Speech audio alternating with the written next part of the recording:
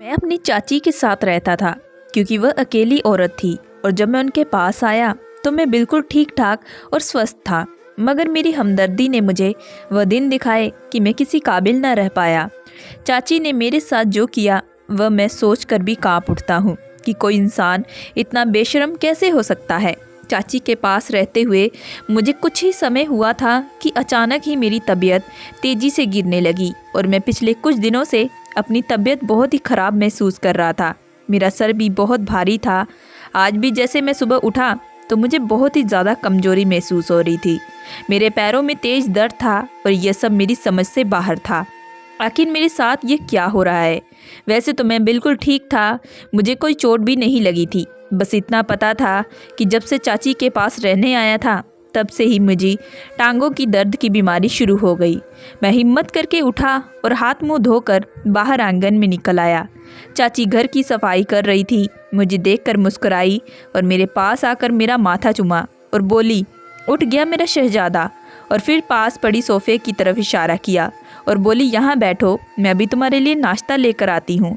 चाची का अंदाज और रवैया बिल्कुल मेरी माँ के जैसा था। वह मुझसे मेरी माँ की तरह प्यार करती। मैं उनके कहने पर पास पड़े सोफ़े पर बैठ गया और चाची नाश्ता बनाने गई और मुस्कुराता देखकर मुझे भी सुकून आ गया कि भगवान का धन्यवाद किया कि अब मेरी चाची ज़िंदगी की तरफ लौट रही थी और मुस्कुराना और बोलना भी शुरू कर दिया। और यह सब मेरी माँ की कुर्बानी की वजह से हुआ था। वह मेरे आने से पहले की तरह हो गई थी, वरना कुछ समय पहले होने वाले हादसे ने उनके चेहरे की सारी हंसी ही छीन ली थी। यह कैसा हादसा जिसमें चाची के जीने की आस खत्म कर दी।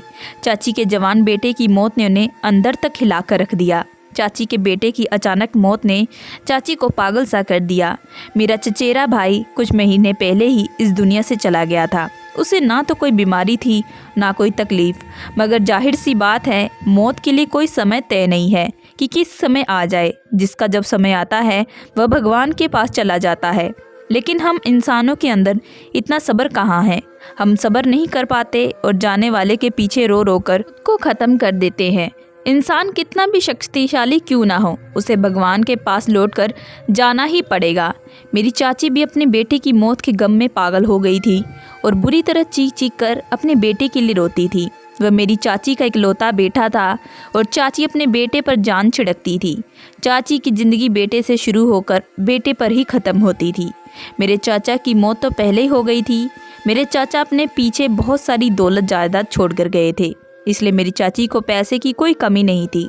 बस उनका एक ही बेटा था और उसे उन्होंने अपने कलेजे से लगा कर पाला था। जीने का सहारा बस उनका बेटा ही था। बहुत ही लाड प्यार से उसको पाल पोस कर बड़ा किया था। उसे ज़िंदगी का हर सुख दुख दिया। उसकी ऐसी कोई इच्छा ना थी जो चाची ने कभी पूरी ना की हो। चाची का बेटा यानी मेरा कज़न बहुत ही आराम से अपनी ज़िंदगी जी रहा था, मगर इसके बावजूद भी मेरे कज़न में नखरा नाम का कोई शब्द नहीं आता। वह बहुत ही हंसमुख और मिलनसार लड़का था। उसने अपने लाडले पर अमीर होने का कभी नाजायज़ फ़ायदा नहीं उठाया और यह सच था कि उसकी मौत का हमें बहुत ही ज़्यादा सदमा पहुंचा था। उन लोगों में देखा जो मरते हैं तो सबकी ज़ुबान सिर्फ अफसोस और तारीफ़ ही होती है। ऐसा नहीं था कि वह मरकर अपनी अहमियत जता गया था, बल्कि वह जिंदा था।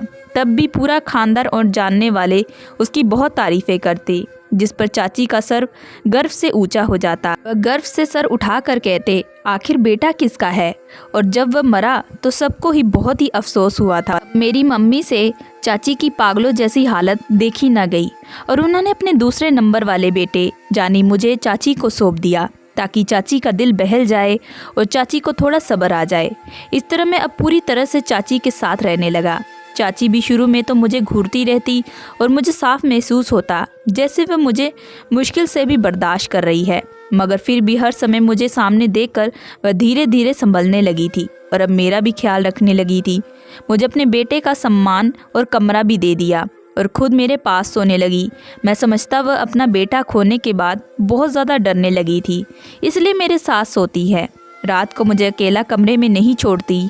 मैं भी चाची के इस ममता पर खुश हो गया था और उन्हें अपने कमरे में सोने देता। लेकिन आधी रात को जब मेरी आँख खुलती तो चाची मुझे जागी हुई मिलती, मगर मुझे जागता हुआ देखकर वो सो जाती। कुछ दिन तो धीरे धीरे ऐसे ही गुजर गए। मेरी नींद तो अब बहुत ही गहरी होने लगी कि रात को सोया मैं अब सुबह को ही उठता था और जब मैं सुबह उठता तो मेरी टांगें बेजान सी महसूस होती। शुरू शुरू में अपनी हालत को मैंने थकान समझ लिया था। हालांकि मैं कोई बहुत भारी काम नहीं करता, बस बाहर निकलकर दोस्तों के साथ घूम लेता, और अब तो वह भी छोड़ दिया और सारा दिन घर पर पड़ा रहता। मगर मेरी हालत ठीक होने की बजाय वैसी की वैसी थी, बल्कि और ज़्यादा खराब रहने लगी। अब तो मेरा पूरा शरीर दर्द करने लगा। मैं परेशान रहने लगा। चाची को भी बताया, मगर उन्होंने यह कहकर टाल दिया कि थकान होगी, आराम कर लो। तंग आकर मैंने अपने घर वालों को बताया तो वह लोग मुझे डॉक्टर के पास लेकर गए। डॉक्टर ने मेरा चेकअप किया तो डॉक्टर चीख पड़ा, क्योंकि चाची रोजाना मेरे साथ। मेरा नाम मोहित है, मेरी उम्र 18 साल है और मैं एक अच्छे खाते पीते घराने से हूँ। हम 5 बहन भाई थे और मेरे पिता का अपना कारोबार था, जिसकी आमदनी से हमारी अच्छी खासी गुजारा हो जाता। मेरे पापा सिर्फ के 2 भाई थे। चाचा के मुकाबले मेरे पापा का बिजनेस छोटा था और हम बहन भाई भी बहुत ज़्यादा थे, मगर पापा ने फिर भी हमें बहुत अच्छा खिलाया पिलाया, पढ़ाया लिखाया, जबकि मेरे चाचा का एक ही इकलौता बेटा था। चाचा के मरने के कुछ ही समय पहले वह जन्म लिया था। चाचा की मौत हादसा, एक रोड एक्सीडेंट में उनकी मौत हो गई थी। चाचा की मौत से चाची बहुत ज़्यादा टूट गई, लेकिन अपने बेटे को देखकर उनके अंदर जीने की उमंग जागी थी। चाची ने अपने बेटे को बहुत मोहब्बत से पाला। बाप की कमी तो औलाद को रहती है, मगर चाची ने कोशिश की थी कि मेरा कज़िन बाप की कमी को ज़्यादा महसूस ना करे। वह मेरे कज़िन के मुंह से कोई भी फरमाइश सुनती तो उसे ज़रूर पूरा करती। मगर हमारी ज़िंदगी अलग थी। हमारा खाना पीना पहनना ओढ़ना अच्छा तो था, लेकिन पढ़ाई के खर्चे और घर के दूसरे खर्चे की वजह से पापा की कमाई का बड़ा हिस्सा उन खर्चों में ही निकल जाता। मेरी माँ कुछ पैसे बचा कर रखती ताकि बच्चों की शादी के समय उन्हें दूसरों का मुंह ना ताकना पड़े। इसलिए हम बहन भाई अपनी इच्छाओं को सीमित रखते, मगर हमारे कज़न की बात कुछ अलग थी। चाची को तो बस नहीं चलता था पूरी जायदाद अपने बेटे के ऊपर एक ही बार में निछावर कर दे। चाची और मेरी माँ बहुत ही अच्छी दोस्त थी। इसमें सबसे ज़्यादा हाथ मेरी माँ की मिलनसार और हमदर्द तबीयत का था, वरना चाची अपने आप में ही रहने वाले इंसान थी। उनका सारा ध्यान तो और सारा प्यार तो बस अपने बेटे के लिए ही था। उन्हें किसी से कोई मतलब ही नहीं था। जब हमारे चाचा जिंदा थे तब चाचा और हम सब साथ मिलकर रहते थे, मगर चाचा की मौत के बाद चाची अपने बेटे को लेकर एक महंगे घर और बहुत ही अच्छे इलाके में रहने लगी थी। लेकिन हमारे बीच का जो प्यार का संबंध था वो ख़त्म नहीं हुआ था। हम अक्सर चाची के घर चले जाया करते और मेरा कज़न भी हमारे घर चलाया करता। वह बहुत ही अच्छा और सुलझा हुआ लड़का था, जिसने अपनी बाप की मौत के बाद मेरे पापा को ही अपना बाप समझ लिया और अपनी हर समस्या मेरे पापा से पूछना और उन्हें अपनी हर मुश्किल बताता।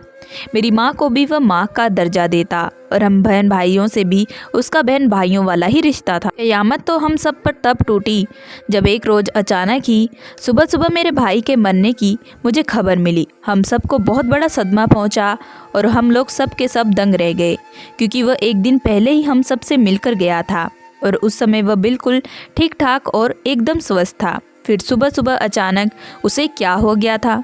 इंसान के अंदर यह तो नेचुरल है कि जब हम किसी के मरने की खबर सुनते हैं तो उसके मौत का कारण भी खोजने लगते हैं।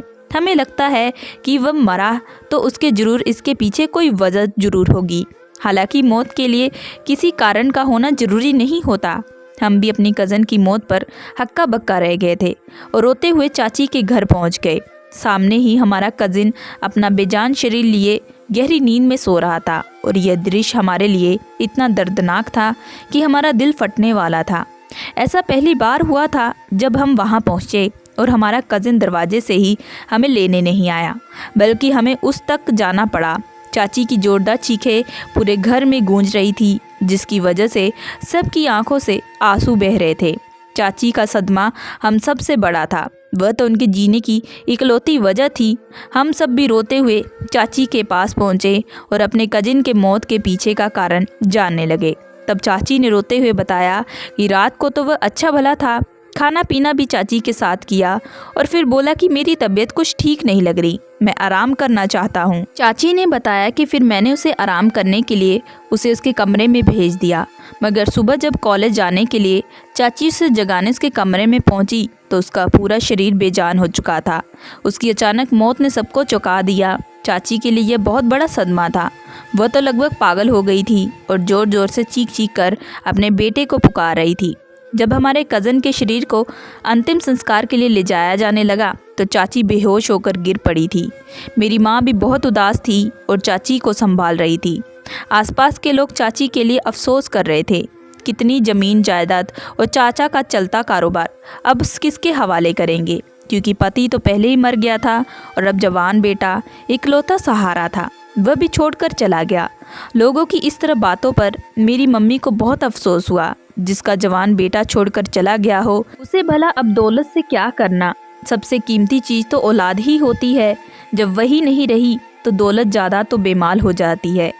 एक माँ के लिए तो उसकी पूरी दुनिया उसका बच्चा ही होता है, और वही दुनिया चाची को लूट चुकी थी। चाची बहुत देर तक बहुत ही मुश्किल से होश में आई, मगर जैसे ही होश में आने के बाद उन्होंने अपने बेटे को अपने पास नहीं देखा तो वह फिर उल्टी सीधी बातें करने लगी। कभी कहती कि उनके बेटे को किसी ने मार डाला है, और कभी वह चीखने लगती कि उनका बेटा जिंदा है और अपने कमरे में सो रहा है, जल्दी से उसे उठा कर लाओ, मैं अभी उसके लिए नाश्ता बनाती हूँ। हम सब जानते थे कि उनकी हालत तो उनके जवान बेटे के अचानक मौत की वजह से ऐसी हो गई है, इसलिए सब की सब आंखों में आंसू बहा रहे थे। मेरी माँ ने जब यह देखा तो वह परेशान हो गई, क्योंकि हम सारी ज़िंदगी चाची के पास नहीं रह सकते, और अब चाची अपने बड़े से अकेले घर में कैसे रहती। हम लोगों को तो अपने घर जाना ही था, क्योंकि हमारा अपना घर था। मम्मी ने चाची को अपने साथ चलने को कहा, मगर वह नहीं मानी। उन्होंने कहा कि मैं इसी घर में रहना चाहती हूँ, क्योंकि तभी तो मेरा बेटा यहाँ आ सकता है। चाची की ऐसी बातें सुनकर उन्हें अकेला छोड़ने को बिल्कुल भी दिल नहीं चाह रहा था। फिर तय यह हुआ कि हम में से किसी एक को चाची के पास रुक जाना चाहिए, ताकि वह अकेली ना रहे और जो कोई उनका ख्याल रख सके। मेरी बहनों को अकेला नहीं छोड़ा जा सकता था, और बड़ा भाई चाची के पास रहने को बिल्कुल भी तैयार नहीं था। इसलिए घर वालों ने मुझे ही चाची के पास छोड़ दिया, और मुझे समझा बुझाकर वो लोग चले गए। शुरू में तो चाची का रवैया वैसे का वैसा ही था। वह उठते बैठते पागलों वाली जैसी हरकतें करती, कभी कभी चीखने लगती तो कभी कभी बड़बड़ आने लगती। मैं सामने होता तो मुझे बहुत ही बुरी तरह से घूरने लगती। ऐसा लगता था कि जैसे वह मुझे अभी कच्चा ही खा जाएगी। अपने बेटे की जगह मेरा होना उन्हें शायद बिल्कुल गवारा भी नहीं था। मैं चाची के घूरने से डर जाता, मगर मैं खुद को समझाता था कि चाची भी इस समय बहुत ज़्यादा दुखी है, उन्हें किसी सहारे की ज़रूरत है। अगर मैं भी डर कर पीछे हट गया और उन्हें अकेला छोड़कर चला गया तो चाची का फिर क्या होगा, वह किसके सहारे जिंदा रहेंगी। यह सोच कर मैं सब्र कर लेता। मुझे उनकी परवाह भी थी। मैं चाहता था कि किसी भी तरह चाची नॉर्मल हो जाए, उनकी तबीयत पहले की तरह ठीक हो जाए, तो फिर मैं अपने घर चला जाऊंगा। इसलिए मैं चाची की हर बुरे रवैये को सह रहा था, और मैं उन्हें हर तरह से मनाने की भी कोशिश करता रहा। तो चाची भी अब कुछ कुछ बदलने लगी थी। अब वह घूरती नहीं थी, बल्कि वह मुझे आंखों में चमक के लिए देखती रहती। ऐसा लगता कि जैसे वह मुझे देखकर कितना खुश हो जाती। एक दिन वह मुझे पकड़कर अपने बेटे के कमरे में ले गई और उसका सारा कीमती सामान उठा कर मुझे देने लगी। चाची के अंदर आए इतने बड़े बदलाव पर मैं हैरान था, मगर मैं खुश भी था कि चलो मैंने चाची को दुख के समंदर से निकाल लिया। धीरे धीरे चाची अब नॉर्मल हो रही थी और ज़िंदगी की तरफ लौट रही थी, और मेरा ये सोचना बिल्कुल सही निकला था। चाची बहुत ज़्यादा संभलने लगी थी। मेरे लिए अपने हाथों से खाना बनाती, मुझे अपने पास बिठाकर मुझे खाना खिलाती, ज़्यादातर समय मेरे पास ही रहती, बहाने बहाने से मेरे सारे काम करती। मैं भी चाची के इस रवैये पर खुश था कि चलो धीरे धीरे चाची अब ठीक हो रही है। लेकिन अभी अगर मैं रातों को जागता तो चाची मुझे जागती मिलती। मुझे चाची की भी अभी भी चिंता रहती। मुझे लगता कि शायद अब भी वह अपने बेटे को भूल नहीं पाई और उसकी याद में रात को जागती रहती है। लेकिन चाची मेरे कमरे में मेरे पास ही सोती थी। कुछ दिन बाद मेरी नींद बहुत ही ज़्यादा गहरी होती चली गई कि मैं रात को तो सोता तो सुबह को ही मेरी आँख खुलती, वह भी चाची के जगाने के बाद ही मैं उठता।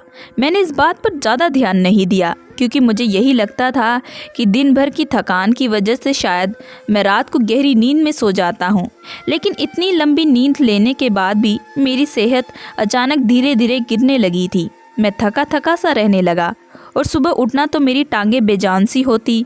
मैं इसे अपनी थकान समझ लेता। दिन ब दिन मैं कमज़ोर होता जा रहा था। हालांकि मेरी चाची मुझे अच्छा खाना दे रही थी। सोने से पहले एक गिलास दूध भी देती। सुबह दूध, ब्रेड, मक्खन, पता नहीं नाश्ते की टेबल पर क्या क्या मौजूद रहता।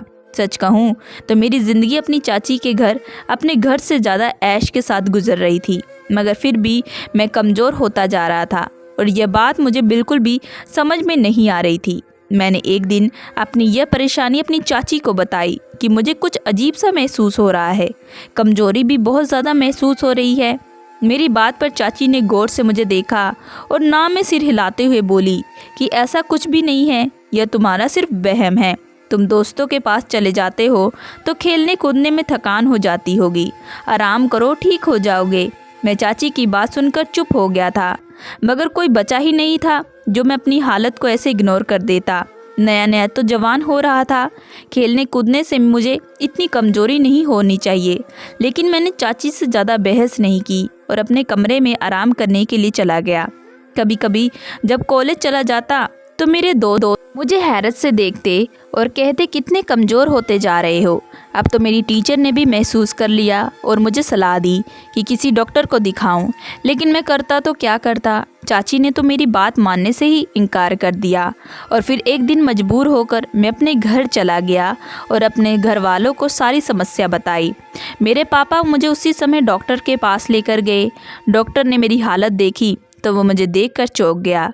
उसने मेरा चेकअप किया और वो भी हैरान हो गया। वह मुझसे तरह तरह के सवाल करने लगा कि मैं कहाँ रहता हूँ, कौन कौन साथ रहता है।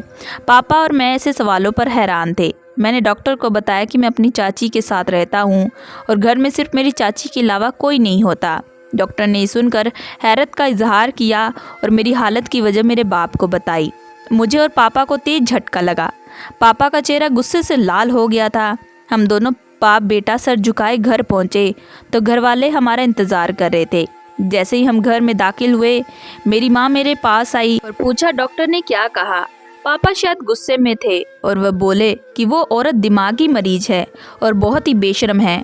पापा तो यह भी बोल गए कि चाची ने अपना बेटा खुद ही मारा होगा। मेरी माँ हैरान रह गई थी। पापा को समझाने की कोशिश करने लगी कि वह भला ऐसा क्यों करेगी, अपने बेटे की जान क्यों लेगी, वह तो उसे कितना प्यार से पाल रही थी। माँ की बात पर पापा भड़क उठे और उल्टा मेरी माँ से ही लड़ने लगे कि औलाद हमारी कोई फालतू नहीं है जो तुम उस औरत का दिल बहलाने के लिए मेरा बेटा उसे दे आई थी। तुम्हें अंदाजा भी है कि वह हमारे बेटे के साथ क्या कर रही थी। पापा की बात सुनकर मम्मी चौंक गई और मुझे देखा तो मैंने सिर झुकाए बैठा था। मुझे देख रही थी कि उस औरत को अपनी माँ समझता रहा। वह मेरे साथ क्या करती रही। मेरे कानों में तो अब डॉक्टर की बात गूंज रही थी। डॉक्टर ने पापा को बताया कि मुझे स्लो पॉइजन दिया जा रहा था, जिसकी वजह से मेरी ये हालत हो गई और मैं धीरे धीरे मौत के मुंह में जा रहा हूँ। तब मुझे पता चला कि मैं क्यों अब रातों को गहरी नींद सोने लगा था और चाची क्यों मुझे रोज़ाना सोने से पहले एक गिलास दूध देना कभी नहीं भूलती। पापा ने मेरी मम्मी को बताया तो वह सदमे से एक तरफ बैठ गई। अगर मैं घर में आकर किसी को न बताता तो यकीनन एक दिन खामोशी से इस दुनिया से चला जाता और मेरे माँ बाप को मेरे मरने की वजह भी ना पता चलती। मेरी माँ मेरी हालत देख रही थी और मुझसे माफ़ियाँ मांग रही थी कि मुझे माफ़ कर दो, मैं नासमझ हूँ जो उस औरत को समझ ना पाई और तुम्हें उसके हवाले कर दिया। मैं जानता था कि इसमें मेरी माँ की कोई गलती नहीं, मैं अपनी माँ पर कोई बोझ नहीं था, बल्कि तो वो वाकई इस चाची के ख्याल से मुझे वहाँ छोड़कर आई थी। उनका दिल बिल्कुल साफ था। अब मेरी माँ ने मुझे अपने साथ ही रख लिया। फिर एक दिन मैं और पापा, मेरी माँ मेरा सामान लेने के लिए चाची के घर पहुँचे। पापा ने चाची से लड़ाई की और उन्हें भला बुरा कहा। वो अपना जवान बेटा उनके हवाले करके गए थे और उन्होंने इसका क्या सिला दिया। इस पर चाची ने जो बात कही उसे सुनकर मेरे माँ बाप की बोलती बंद हो गई। उन्हें तो कुछ समझ में नहीं आ रहा था कि आगे क्या बोले। चाची गुस्से से चीखती हुई कहने लगी कि तुम लोगों ने मेरी हमदर्दी में नहीं बल्कि मेरी दौलत जायदाद के लालच में अपना बेटा मुझे सौंपा था। तुम लोगों ने मेरे बेटे को भी अपने साथ मिला लिया था। वह हमेशा तुम लोगों के गुणगान करता रहता। तुम लोगों ने सोचा होगा कि ऐसा करके तो मेरी सारी दौलत तो हथिया लोगे। वह न जाने क्या क्या बोलती जा रही थी। तब हमें पता चला चाची के दिल में हमारे लिए कितनी नफरत भरी हुई थी। चाची को लग रहा था कि हम दौलत जायदाद आदि के चक्कर में उनके बेटे से इतना प्यार जताते हैं, हालांकि ऐसा कुछ भी नहीं था। फिर मेरी चाची चीखते हुए मेरी माँ पर बोली कि तुम लोग मेरे बेटे पर डोरे डाल रहे थे। तुम लोगों ने अपनी बेटी की शादी मेरे बेटे से करवाना चाहते थे, जिससे कि मेरे बेटे को मुझसे छीन सको और सारी दौलत जायदाद हथिया सको। उस दिन भी मेरा बेटा मेरे पास यही कहने आया था कि माँ, ताई जी की बेटी से मैं शादी करना चाहता हूँ, मैं उसे पसंद करता हूँ। और मैं फ़ौरन समझ गई थी कि यह सब पट्टी तुम लोगों ने पढ़ाई हुई है। मैंने फ़ौरन मना कर दिया। मैंने अपने बेटे की सारी इच्छा पूरी की थी, लेकिन मैं उसकी इच्छा हरगिज़ पूरी नहीं कर सकती थी। मेरा बेटा मेरी बहुत इज्जत करता था, मेरी सारी बातें मानता। जब मैंने उसे इस शादी के लिए मना किया तो वह मेरी बात फ़ौरन मान गया, लेकिन वह बिल्कुल खामोश हो गया था और उस रात अपने कमरे में चला गया। लेकिन सुबह अपने कमरे में बेजान शरीर के साथ मिला। मेरे बेटे की यह मौत हादसा नहीं थी, बल्कि मुझे विश्वास है कि तुम लोगों ने ही मेरे बेटे के साथ कुछ गलत किया था। चाची की घटिया सोच पर हम लोग काँप रहे थे। मेरी माँ ने तो जब मुझे चाची के हवाले किया था, आज से ये तुम्हारा बेटा है, तो चाची को और भी ज़्यादा विश्वास हो गया था कि हम सच में उनसे दौलत हथियाना चाहते हैं, तभी उनके घर में अपना बेटा दे रहे हैं। वह पहले तो खामोश रही, मगर फिर सोचा कि अगर हम लोग उनका बेटा छीन सकते हैं तो वह भी हमारे घर का जवान बेटा उनसे छीन सकती हैं, और फिर इसीलिए उन्होंने मेरे साथ वो घटिया हरकत की। पापा ने गुस्से से कहा कि हमें तुम्हारी दौलत का कोई लालच नहीं है, जो मरा है वह सिर्फ तुम्हारा बेटा नहीं बल्कि मेरे भाई की आखिरी निशानी भी था। पापा ने कहा कि हम ऐसी दौलत पर लानत भेजते हैं जिसके लिए किसी मासूम की जान लेनी पड़े। पापा और मम्मी सारा सामान लेकर घर लौट आए और चाची को अकेला छोड़ आए। पूरा घर मेरे आसपास जमा रहता और मेरा ख्याल रख रहे थे। सबको मेरी मौत का डर था, सब मेरा ध्यान रख रहे थे और डॉक्टर के कहे अनुसार मुझे टाइम टाइम पर दवा दी जा रही थी। अब मैं धीरे धीरे ठीक होने लगा, लेकिन मुझे अपनी चाची का ख्याल आता। मुझे उनका वह छुप छुप कर रोना याद आता था कि कैसे वह अपने बेटे के गम में छुप छुप कर रोया करती थी।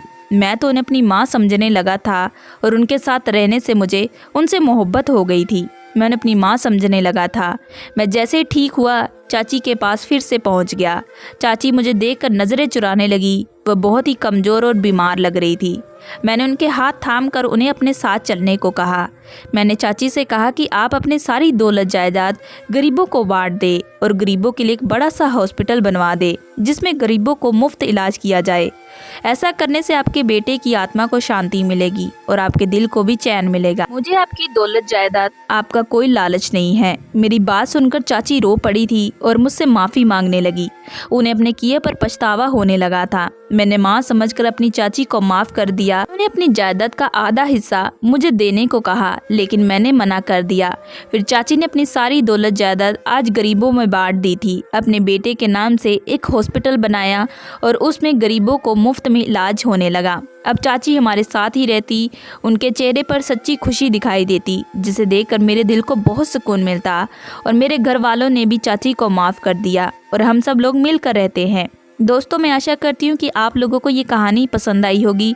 आप लोगों को ये कहानी किस प्रकार लगी हमें कमेंट करके ज़रूर बताइएगा और हमारे चैनल को लाइक एंड सब्सक्राइब ज़रूर करिएगा।